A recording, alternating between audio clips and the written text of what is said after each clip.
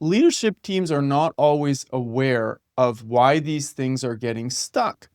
And why are they getting stuck is because people are just trying to do a good job, running the business, making as much revenue as they can, as fast as they can, sometimes to get more bonus or a promotion. There's no ill intent. But if you don't fight against that, if you don't create an incentive structure, or even, a separate sales team for new types of products, it just won't take off. So anything that is slightly different, all the way to like explore as a continuum to things that are very different, you need to proactively take care of the governance. And that's the big theme. I want to thank our sponsor, Kyndryl, who runs and reimagines the technology systems that drive the advantage for the world's leading businesses. With a unique blend of AI-powered consulting built on unmatched managed service capability, Kyndryl helps leaders harness the power of technology for smarter decisions, faster innovation, and a lasting competitive edge. You can also find many of the great guests we've had on the Innovation Show with their articles on the Kyndryl Institute, which is at kyndryl.com/institute. There was a quote we announced on last week's episode with Alex Osterwalder by Steve Blank, who's actually a mentor to Alex and a guest on the show and a future guest on the show as well. Brilliant line. It appears in Lead and Disrupt, the book by Michael Tushman and Charles O'Reilly that popularized the idea of exploration and exploitation. That idea initially came from a guy called James March, which Michael Tushman always credits as the guy who came up with the concept. But the Steve Blank line was that exploitation pays your salary, exploration pays your pension. But there's another side of that, and something we're going to talk to our guest today about, which is a line by Harvard business professor Theodore Levitt. And he said, organizations by their very nature are designed to promote order and routine. They are inhospitable environments for innovation. So that's something we're going to talk about today. It's a pleasure to welcome back the author of, for those who are watching us, all those books that are adorning my shelf behind me there, the great Alex Osterwalder. Very welcome back, man. Very cool to be back. Always a pleasure talking to you. Great to do this series with you, man, the Strategyzer series. I want to tell our audience, I have a copy of a random one of Alex's books up for grabs. If you sign up for our Substack, and you will just be in with a chance to win one of those, and I'll pick a name out of the hat. Alex, I set us up there, man. We talked about something actually, it's going about nearly a year ago now. It was an interview we did in person, an impromptu interview at Thinkers 50. I grabbed you, I said, hey, Alex, I have Howard Yu here and Sangeet Paul Chowdhury. Do you want to do an episode of the Innovation Show? And in that episode, we came up with this concept, that something that you said, and we said, well, that's Osterwalder's Law. And it's linked to those two quotes we said earlier on. So I'm going to set you up there, man, and hand over the mic. That was a great moment. That was it was really a fun session with two brilliant thinkers, and yourself and myself. And B, like this whole idea that the core business kills everything that looks differently is it's not a new idea at all, right? People have been talking about the Ambidextrous organization. You showed the whole origins of where all that comes from, but it's something that leadership teams are really still struggling with. And I can see that, with my little window on the world. I have a couple of senior leadership teams of large organizations that come to me and ask, well, how do we actually, do new stuff? And sometimes they ask, well, why isn't this taking off? Like I'm trying to invest in it. Why is it not working? So that idea that the core kills everything that looks differently, antibodies that just kill new products, new channels, new ways of working, new business models. That's absolutely not new. But I think, I'd even say one person who we didn't mention yet, Clay Christensen, with the Innovator's Dilemma, he really kind of framed that around a product perspective, that companies, they get really good at doing what they're doing, focusing on the clients they're focusing on. I just think it's actually a bit larger, that everything that is different, like revenue streams with a different kind of margin, even a new product in the same business model to the same customer, the sales team might say, hey, I don't know how to sell this yet. I don't have a slide deck. I'm just going to sell this stuff I've been selling for ages. And you really have to fight against that as a leadership team to enable new things to become possible. So that's a big, big, big, big theme with many leadership teams. Some are aware and proactively come to us. And sometimes it's more from the bottom up, where the growth and strategy teams say, hey, Alex, can you help us and work with the leadership teams? Because they don't really get it. They're so focused on the core. What can we do to get them to open kind of their mind a little bit? Because they want to, it's just they don't always know how. So this concept of explore, exploit, one of the things we touched on actually was the metrics are different. We touched that on episode 2, that you have to measure them differently. Otherwise, you'll just kill them, because through the lens of the existing, they look like they're not working. But the other is something that's really important, that many, many of the people you work with, heads of innovation, heads of change, heads of transformation, also heads of new business units struggle with, is actually the sales team. And you mentioned Clayton Christensen there. One of the first places I read about the case of SonoSite was in Christensen work.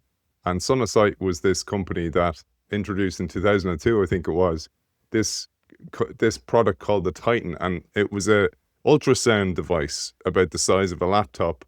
But Kevin Goodwin, who was the CEO himself, heard from clients that they wanted something smaller. So it was about a third the size and a third the price. Customers loved it, but nobody bought it. So he went out with his top salesperson, sat in one of the sales meetings, and noticed that the guy never took out the new product. He kept talking about the Titan, this main product that he knew how to sell, that he had a huge margin on. And after the meeting, Goodwin, who was the CEO, so this guy's CEO, and Goodwin says to him, why didn't you show him the machine? And he's like, well, what's my job? And Goodwin's like, to sell for the company, to make us money. He goes, yeah, I have to sell 3 of those instead of just 1 of those. And my commission's better on 1 of those. Mic drop. And he had the concept that I have to change the whole reward structure, etc. So this is something that you experience time and time again, and it will ring true for so many of our listeners. Is 100% spot on what you're saying. And that, is for something that's probably even closer to the core. Now, imagine if you're coming up with a completely new business models for new customers, you got, an entirely, different set of challenges. But I think the key thing that you emphasized here is that leadership teams are not always aware of why these things are getting stuck. And why are they getting stuck is because people are just trying to do a good job, running the business, making as much revenue as they can, as fast as they can, sometimes to get more bonus or a promotion. There's no ill intent.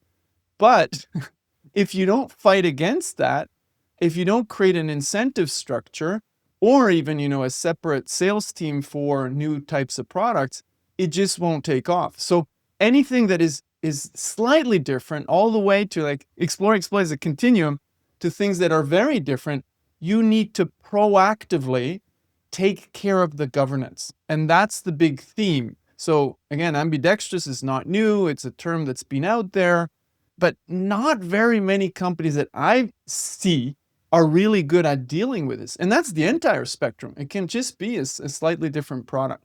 So that's the key, that you really need to help leadership teams do the top down, because bottom up is relatively easy if you do the right thing. There are a lot of people who are passionate about selling new things, exploring new opportunities, but the system isn't there. So it's generally these days, when it comes to new growth initiatives, I think it's a lot more of a top-down challenge. And it goes to, where does leadership attention go? To the big things. Well, everything, that has become big, take Amazon Web Services, it started small. So the key challenge for leadership teams is to focus on those small things that could become big. Because if you don't focus on them while they're small, while they're seeds or plants, they're just going to die. So you're never going to even see them. They're never even going to show up on your horizon. So that's why your story is pretty cool, because the CEO had to see that. And if you know this, you can be proactive. So One of the CEOs I really admire is Bracken Darrell. When he was at Logitech, he talked about trees, plants, and seeds. The trees were the peripherals business for, computers. And he said, well, we need to proactively reallocate resources. So he was shifting 70% of the resources from that core business. He's saying, look, it's trees, but eventually they're going to fall. Like, they're big and strong, but they're still going to die. We need to proactively reallocate resources to the plants and the seeds. And that was, like a speakers business. That was a computer gaming, which is a very different peripherals business than the office computers. So he did that proactively. So what it really is about is managing a portfolio of businesses and proactively taking money out of the core and pumping it to the plants and the seeds. And for that, you need the right kind of governance system. If you don't do that as a leadership team, that proactive portfolio management of all of your businesses, including, kind of creating new ones, you eventually will die. And that's one of the reasons why Amazon has been so powerful. You can love them or hate them, but Jeff Bezos was always obsessed by the company dying while it was at the very top. He said, we're going to die. We need to keep that culture of day one. We need to create new businesses. We can't, just lean back. So that is something only leadership teams can do, that governance, that portfolio management. And they shouldn't be, focused just on managing the existing. That is not the key of the modern organization. Modern strategy is not just running the business in a world-class way, is really having a vision of the future and creating a portfolio that is future ready. It's interesting you said that. NVIDIA is a company that I wish I had invested in a long time ago. I have a friend who invested in him, and he's like a millionaire because of NVIDIA.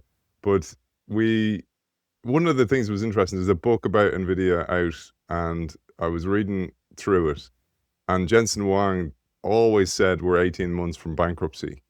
But what was really interesting was he had, because of the life cycle of chips are so fast, he has different teams working on different chips all at the same time.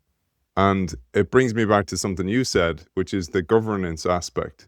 And I know you work with senior teams on this governance, and even in industries that don't seem like they need an exploration governance. But this is where you bring it from this abstract concept that we write about and read about to something actually that you live and you do every day. I'd love you to share that, because one of the things Antonio Nieto Rodriguez said in his book, Powered by Projects, is that if you're if you're in charge of transformation efforts, you have the right to put your hand up and go, I'm not doing this anymore unless I get 2 days of your attention, at least a week, maybe more. But like, I need that amount of your time to make this thing work. Otherwise, it's just going to fail. So in there's a lot of shifting the mindset of moving away from the thing you're brilliant at as a leadership team, which is running the business, the reason you got the job in the first place, to now imagining the future, backing the future, getting things wrong, etc. So how the heck do you do that?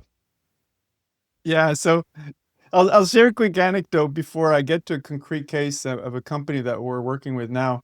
So many years ago, I was working with a really big financial institution, and we were setting up, this growth funnel with new, explore initiatives. And I had a session with the senior leadership team. This is like a bank with 50,000 people. And then the CEO, when I was telling him, you really need to be there for the sessions where we invest in these ideas. And he's saying, but they're still small. Like, can I just take them later when they're bigger? I said, no. People need to see you actively involved in exploration, because it's very symbolic. And jokingly, I said, I don't even care what you do as long as people think you're working on exploration. And we all had a laugh, but I was actually kind of serious. Now, the best leaders, they really proactively work on, governance, etc. So it's not just for the show, because, symbolic doesn't mean I'm talking about it and then it's innovation theater. It really means people know that every week you're meeting with, the teams that are working on exploration. You have time carved out in your agenda, because if you don't, nobody will take it seriously. We look to the top of an organization, and what they do becomes kind of, the truth of what we should be doing. So if you are not actively involved in spending time on that, and Rita McGrath has the, agenda test. I don't know how she calls it. I like to call it the Rita McGrath test. Looking at a CEO's agenda or the senior leadership team's agenda or their meetings agenda, when they have quarterly meetings, what goes on in there is what the company is going to see as important. So that's just key, right? So that's the story. Now, let me give you a quick example, and I'll show you just one exercise we did with them, pre-work. So I'm going to run this workshop in a couple of weeks. So there's a CEO of a luxury hotel chain that came to me, and was referred by another senior executive from another company. And he said, Alex, I really want to, start to look at exploration because we're world-class. Actually, we're very aggressive in expanding, but we need to already start to look at exploration. That's exactly what you want from a senior leader. Understanding how important it is to, pay attention to the core and to be bold there, but not to stop there. And they did, had to fix some stuff for 2 years or so. And now they're really looking more boldly into exploration. So we designed a workshop together where the senior leadership team will come together for a day to deeply understand, how does exploration work? Why does it often clash with running the, organization, the business? Because they have a portfolio of businesses, if you want. I'll get to that in a second. So they want to understand first, and then in the afternoon, we're going to design the governance. And what is that senior leadership team going to do every week, every quarterly meeting, looking at the portfolio of initiatives, exploit, explore. So that is, very fun to have some leaders that proactively come to you, because then you already know it's not going to be like fighting a windmill. I have another session with the leadership team at telco company where the growth and innovation team came to me. That's going to be a lot different because I think the CEO and the CFO are not yet really aware of what they're doing wrong. But so I'll give you a couple of examples what we did. I'll show you one concretely, and I'll explain it for everybody who's listening. So we're going to have that one day that we designed as a custom playbook for a strategy session on Explore Exploit. But before they come in, because we only have a day, it's a lot and it's little, right? At the same time for such busy people. So what I got, what I started working on with the chief of staff is a couple of exercises that they need to do before they come into the workshop.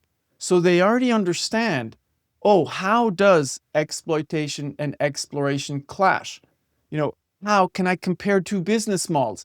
One of a core business, like a city hotel, compared to something that they're exploring. How are they different? Why might this get stuck? Because they have a very rigorous process, right, to run some of these things or open new hotels. How does that clash when you apply those processes to something new? So when you kind of look at it, it almost seems trivial, it's not in their daily thinking. So that's, what we're trying to do. So let me show you quick exercise that I got them to do. There are 3 pre-exercises. One of them is looking at their business model. What are their core business models that makes money? The second one is comparing 2 business models. But the third one, I wanted them to already start to think portfolio, because that's what senior leadership teams should do. So I said, hey, I'm going to get you to map your business model portfolio. So for anybody who knows me, I'm tool obsessed, right? So we created a tool to help leadership teams manage their portfolio of existing businesses, exploit, and manage their portfolio of new businesses, explore, things that they don't know how to do yet. But you always need to take leadership teams from where they are, where they feel comfortable. So what I got them to do is to review how this business portfolio map works, the tool. I'll show you how that works.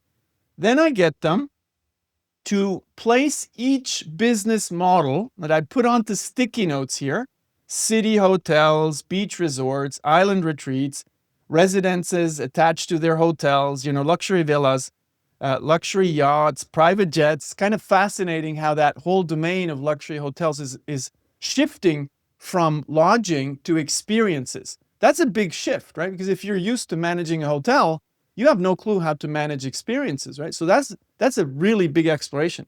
So they know these things here. Then I get them to place them on a simple 2x2 for the exploit, the businesses that they're running. Is it, so if you look at the spectrums here, we have high return, low return. That's one side. And then we have at the bottom, death and disruption risk. Is this, remember, with the Brackendarrell, is it a tree? Is it a plant? Is it a seed? It's not even on here, right? So profit engines. These are large, top right, like in any good 2x2 by a consultant. Top right, profit engines. They're large, they're profitable, they're quite protected, they're not vulnerable. But then we might have, engines at risk. They're still making a lot of money, but they're under attack from, new entrants, from disruptive technologies, etc. And I get them just to pull over the sticky notes. So now they have to say, okay, hey, city hotels, where would we put that? City hotels, still, our big profit engine. They put it up here. What about, let's say luxury yachts? We actually don't do that yet, so it's not in the exploit portfolio. We need to put that into the explore portfolio.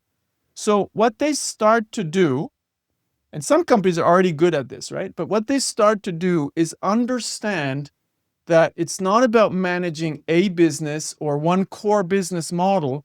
It's about really managing your portfolio.